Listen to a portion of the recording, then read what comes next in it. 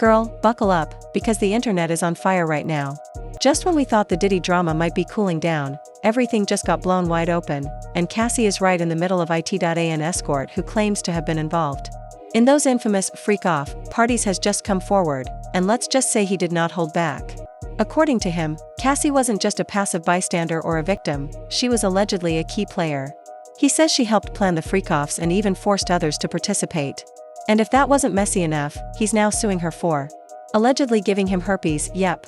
You read that right, this escort is determined to tear down Cassie's image, calling her innocent act a complete facade. According to his claims, she was deeply involved in the darkest parts of the operation and actively helped make it all happen. Social media is an absolute shambles, and it looks like this scandal is far from over. What started as Diddy's downfall might now be spiraling into something even bigger and messier. Now, the escort at the center of this new twist is a man named Clayton Howard, though he goes by Dave, especially when he's working in his escort role. While Dave wasn't called by the prosecution to testify during the trial, his name did come up when investigators went through Cassie's text messages. According to reports, in one exchange between Cassie, under her alias Venterfine, and a man named Dave, he texted around 1:30 or 1:45 a.m. to let her know he had arrived at a meeting spot. Then, about 6 hours later, he followed up with a casual, "Thanks, LOL." The location wasn't specified, but based on context and the nature of their business, it's being heavily assumed this was for a freak-off session. Since that's the only known link Dave had with both Cassie and Diddy, the trial officially wrapped up last week.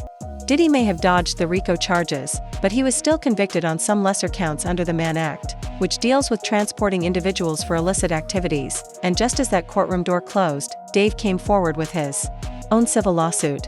Timing? Impeccable. Motivation? Clear to now, he's not just suing Cassie for allegedly giving him herpes, he's also spilling serious tea, painting her in a way that starkly contrasts with the prosecution's version of events. While Cassie was framed as a victim, allegedly forced by Diddy into these twisted freak-offs, Dave claims she was far more involved than anyone let on, helping organize and even pressure others into participating. Let's just say, if even half of what Dave is claiming turns out to be true, this scandal isn't just continuing, it's evolving into something way darker.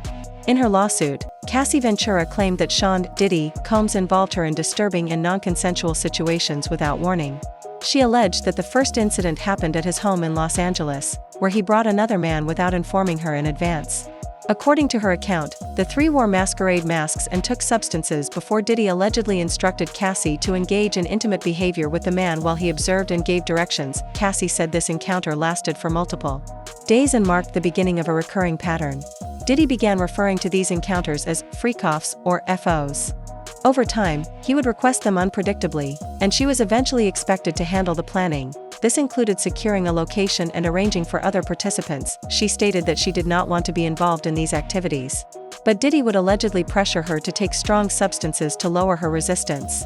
Her lawsuit claims that he regularly provided her and others with large amounts of ecstasy, GHB, and alcohol during these encounters, which often caused her to mentally disconnect from the experience. In the aftermath of these events, it allegedly became common for her to receive 4 fluids to recover from the effects of the substances. She also claimed that Diddy had strict requirements for how she appeared during these situations, including wearing lingerie and painting her nails white to create a visual contrast. Cassie's legal filing paints a disturbing picture of control, coercion, and emotional trauma.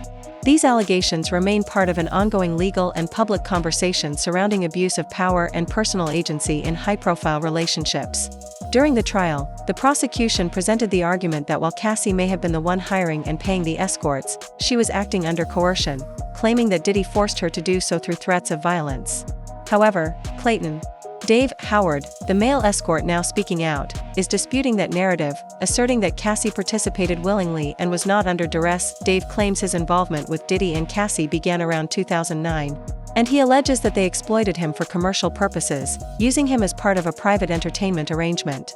In a recent interview, he stated, "They used me for entertainment to fulfill their personal desires and ambitions." He further claimed that the relationship between Diddy and Cassie was toxic and emotionally abusive, and that he was drawn into that environment. Dave alleges that he was pressured into substance use and placed in situations that caused him emotional and physical distress.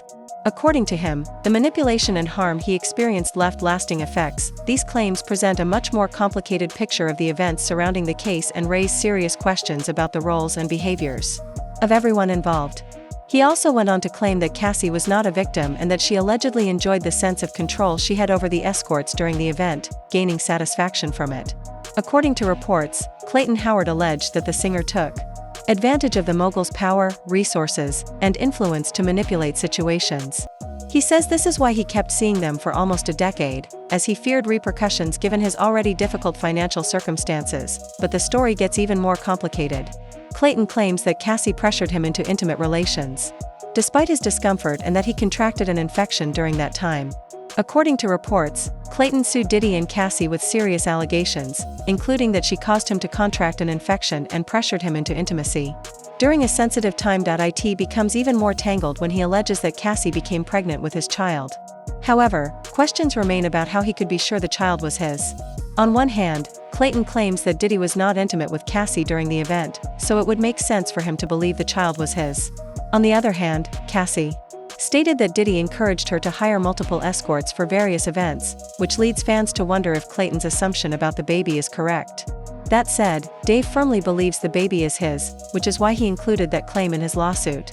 According to him, his legal action stems from the physical and emotional harm he suffered due to his interactions with Diddy and Cassie, claiming lost wages and benefits, medical expenses, pain and suffering, emotional distress, mental anguish, and loss of enjoyment of life. People are curious why he waited so long to file the lawsuit, especially since many civil suits against Diddy were filed in 2023 and early 2024. Fans think the ideal time for him to sue Cassie was right after she received her $20 million settlement from Diddy.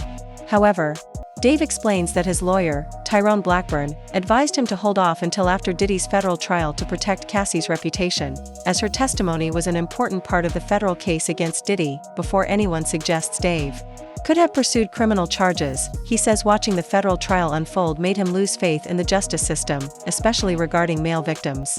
He also claims the federal prosecutors declined to charge Cassie, even though she was allegedly involved.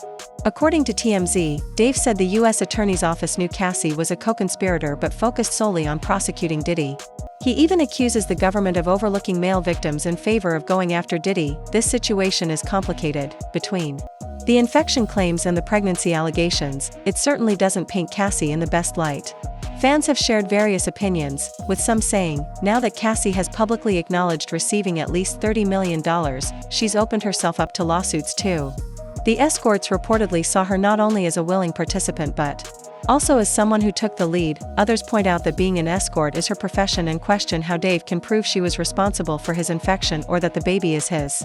Some compare it to any job's risks, like a fry cook getting burned by grease. They argue the risks were known. What do you think? Drop your thoughts in the comments, and check out the next video for more updates.